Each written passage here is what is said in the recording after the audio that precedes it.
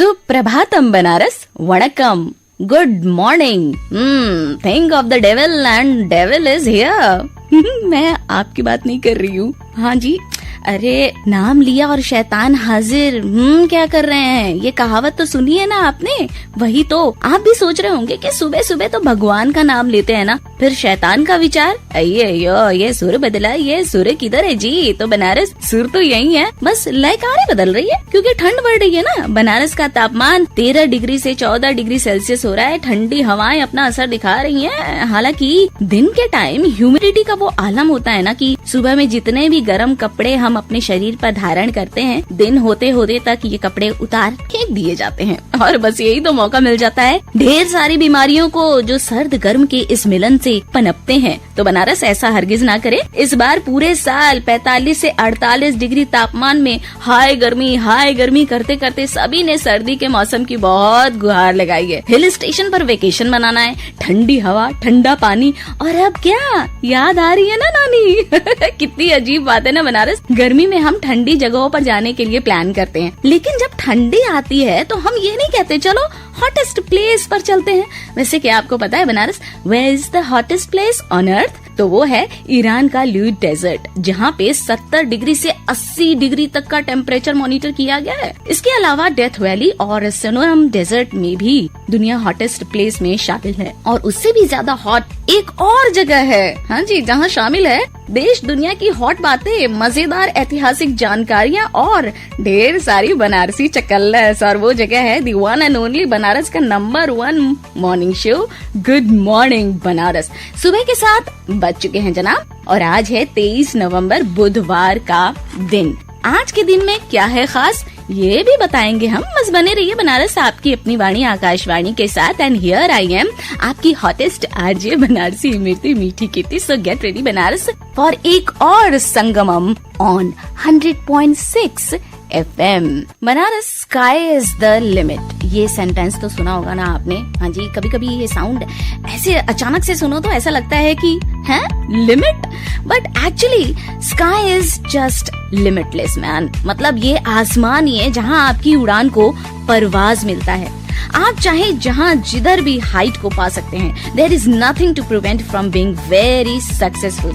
लेकिन इस उड़ान के साथ हमें इस बात का भी ख्याल रखना है कि हमारे पांव तले जमीन हो, क्योंकि पूरे टाइम आसमान में तो नहीं रहेंगे ना, एक टाइम तो नीचे आना ही है। इसीलिए अपनी जमीन, अपनी जड़ों को नहीं भूलना है। और यही तो एकमात्र उद्देश्य है काशी तमिल संगमम का, जो कि इस वक्त बनारस में सबसे इम्पोर्टेंट चर्चा का विषय है। एक के बाद एक साउथ से मेहमानों के ग्रुप्स आ रहे हैं, जिसमें आर्टिस्ट, स्टूडेंट्स, साहित्यकार और स्पेशल गेस्ट शामिल हैं। और बातें हो रही हैं हमारे यहाँ की सभ्यता, पुरातन संस्कृति, परिवेश से रूबरू होने की।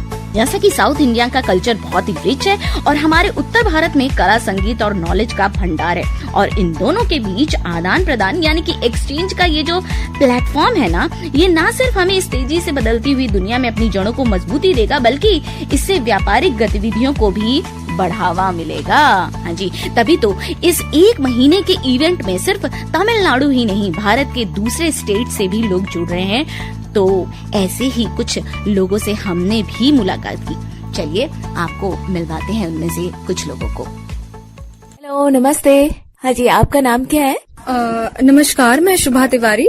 शुभा, कहाँ से हैं आप? मैं झारखंड से यहाँ पे BHU में स्टूडेंट हूँ और मैं मास्टर्स कर रही हूँ। शुभा, मैंने देखा आप बातें कर रहे थे काशी तमिल समागम के बारे में। What do you think about it? जब मुझे पहली बार पता चला कि यहाँ पे काशी तमिल समागम हो रहा है, तो मेरे अंदर एक बहुत ही गर्व का जो है वो फीलिंग्स आ गया था, क्योंकि ऑल्दो ऐसा लगता है कई बार कि एक बहुत छोटा सा कल्चरल एक हिस्सा है जो कि पास्ट में हुआ था, जो कि अभी भी मतलब हो रहा है हमारे सोसाइटी में, लेकिन इसको सेलिब्रेट करना बहुत जरूरी है, क्योंकि इस तरह से हम अपने देश के कल्चर और ट्रेडिशन की और करीब आएंगे। और ये सिर्फ हमारी जनरेशन के लिए नहीं, बहुत सारे आने वाले जनरेशन्स के लिए बहुत इम्पोर्टेंट है।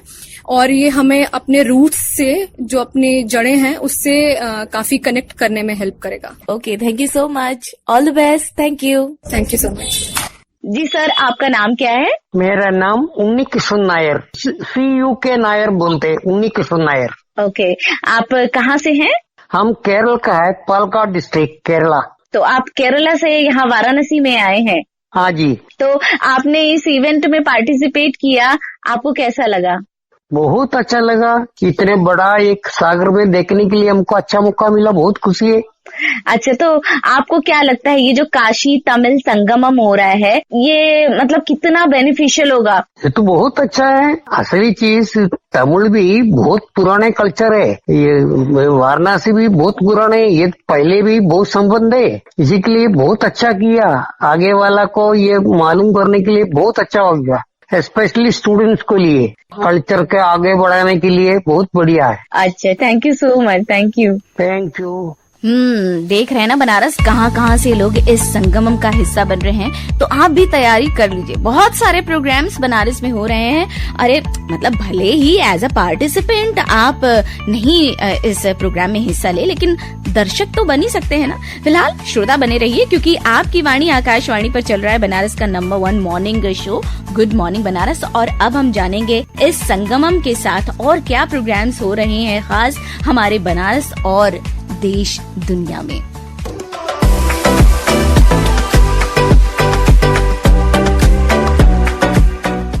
तो भैया, हमारी गंगा मैया बनारस की शान ही नहीं, जान और मान भी है कि नहीं? और भारत की सनातनी और सांस्कृतिक आत्मा भी, जो राष्ट्र को एक सूत्र में बांधने का काम करती है। माँ गंगा के बिना भारतीय सभ्यता अधूरी है।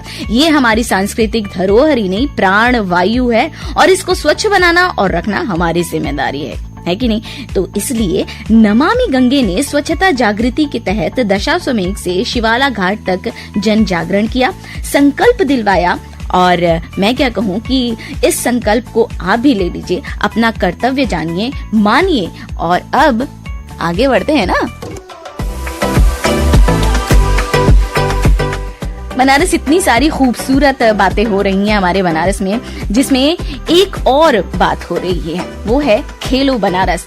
खेल कूद प्रतियोगिता की शुरुआत हो चुकी है खेलो बनारस। इस खेलो बनारस के तहत 22 नवंबर ग्राम पंचायत स्तर पर प्रतियोगिताएं होंगी, 25 नवंबर को न्याय पंचायत स्तर पर, 29 नवंबर को खंड स्तर पर और 5 से 6 दिसंबर के बीच जिला स्तर की प्रतियोगिताएं होंगी, जिसमें कि 43,000 से भी अधिक खिलाड़ियों ने रजिस्ट्रेशन करवाया है, जिसमें एथलेटिक्स, कुश्ती, खो खो, कबड्डी, दौड़ कूद और बहुत सारे खेलों को शामिल किया गया है। तो बनारस, जैसा कि हम बातें कर रहे हैं दौड़ कूद की, और इस दौड़ कूद के साथ साथ आगे बढ़ते बढ़ते अब प्रोग्राम के एंड पे भी आ रहे हैं। नहीं, अभी तो बहुत सारा वक्त बाकी है, लेकिन हम ये जान लेते हैं कि आज के दिन यानी कि 23 नवंबर को हिस्ट्री के खजाने में स्पेशल क्या क्या शामिल है।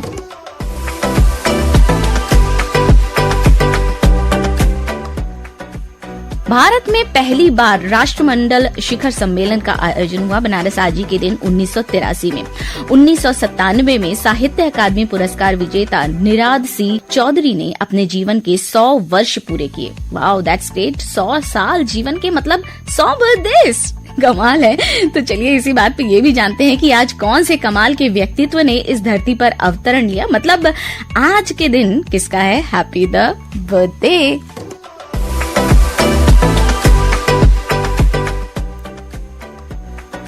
1914 में आज ही के दिन हिंदी और उर्दू के यशस्वी कहानीकार कृष्णचंद्र जी का हुआ जन्म। 1926 की बात करें तो इस साल सत्य साईं बाबा आध्यात्मिक गुरु जो हैं, उनका जन्म दिवस है आज। 1930 में गीता दत्त प्रसिद्ध पार्श्व गायिका, इनका है आज के दिन जन्म दिवस। बात करें नीरज चंद्र चौधरी की, भारत में जन्मे प्रसिद्ध बांग्ला तथा अंग्रेजी लेखक और विद्वान। 1897 में आज ही के दिन उनका जन्म हुआ था। इसके साथ साथ मैं कहूँ बनारस की विद्वान लोगों का होना जितना हमें अपने सन्मार्ग को ढूंढने में मदद करता है, हमें सही रास्ता दिखाता है, मार्गदर्शन कराता है, इन महान हस्तियों का जाना दिल के लिए कष्टप्रद भी होता है कि नहीं? तो बात करें ऐसे ही महान व्यक्तित्व, महान वैज्ञानिक जगदीश चंद्र बोस जी की, तो 1937 में आज ही के दिन उनका निधन हुआ। आज के दिन 2020 में फिल्म अभिनेता तथा टीवी कलाकार विश्व मोहन बडोला ने इस दुनिया को अलविदा कहा। इसके साथ संसद के लोकसभा सदस्य और संस्कृत के विद्वान, साथ ही आर्य समाज के नेता के रूप में भी प्रसिद्ध प्रकाश वीर शास्त्री जी की आज है पुण्यतिथि। 1977 में उन्होंने अपने प्राण त्यागे थे। 1912 में सखाराम गणेश देउस्कर क्रांतिकारी लेखक, इतिहासकार तथा पत्रकार, आज ही के दिन उनका निधन हुआ था। 20वीं सदी के सबसे महान लेखकों में शुमार रोल्ड डॉल ने भी आज ही के दिन 1990 में इस दुनिया को अलविदा कहा। बनारस, समय हो रहा है मुझे भी आपसे प्रोग्राम में विदा लेने का, लेकिन मैं क्या कहूँ, रोल्ड डॉल का नाम लिया तो मुझे रोनाल्डो, रिवाल्डो, ये सब जो महान खिलाड़ी है ना, उनका ध्यान आ गया। फुटबॉल के महान खिलाड़ियों में इनका नाम शुमार किया जाता है और इस वक्त फीफा फुटबॉल खेल जिसका कि चारों तरफ पूरी दुनिया में धमाल मचा रहा है और इसकी चर्चाएं बिल्कुल जोरों शोरों पर हैं। तो मैं बताऊं कि फ्रांस ने ऑस्ट्रेलिया को 4-1 से हराकर जीत दर्ज कर ली है। नो डाउट बनारस, फ्रांस के लिए बहुत बड़ी बात है और जीत की ये बड़ी बात मैं क्या कहूँ कि बनारस आपके साथ भी हो सकती है। जरूरत है तो बस आपको खुद के स्ट्रेंथ को जानने की, पहचानने की और अंजाम देने की, उसे मजबूत बनाने की, एक कोशिश को अपने साथ में आगे बढ़ाने की। तो बनारस, गुड मॉर्निंग बनारस में हमारी आज की कोशिश आपको कैसी लगी हमें बताने के लिए ईमेल कीजिए pkldair@gmail.com पर। और अब ये Banarasi Meethi Kirti signing off. Have a great day, bye bye. सुनते रहिए आपकी अपनी वाणी आकाशवाणी।